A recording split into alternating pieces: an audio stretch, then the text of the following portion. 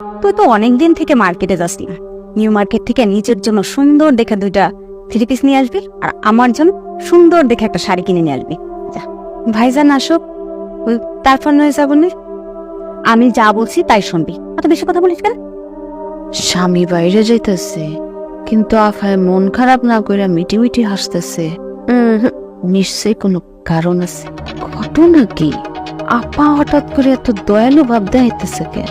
কারণটা তো বুঝতেছি না। কি রে, হ্যাঁ চুপ করে আসিস কেন? সানাফা, আমি টাকা দেন, আমি কিনে দিচ্ছি। যা রেডি হও, টাকা দিচ্ছি। আজকে মিজান রেডাইকা খুব মজা হবে।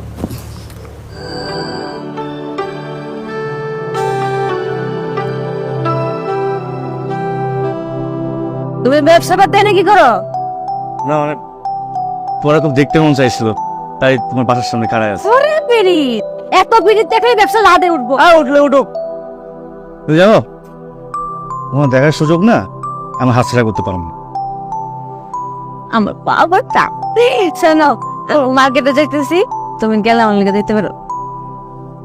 ওরে মিলন, তো কোথায় তো পারো না যাবে, কিন্তু এত বড় মার্কেটে তোমার খুঁজে পাবো কেমন? মনে করে তোমার মিলন আসলে একটা বলদ। কি হয়েছে তোমার? আমার মুখটা কালো হয়ে গেল, মনটা খারাপ হয়ে গেল, কি হয়েছে? জামা পড়ার সময় মোবাইলটা টেবিলে পড়ে গেছিলিস। তুমি এই যে মোড়ের গলির সামনে একটু যা দাঁড়াও, আমি আসছি। ও চার দোকানের পাশে? হ্যাঁ, আমি মোবাইলটা নিয়ে আসছি। ওরা মিলন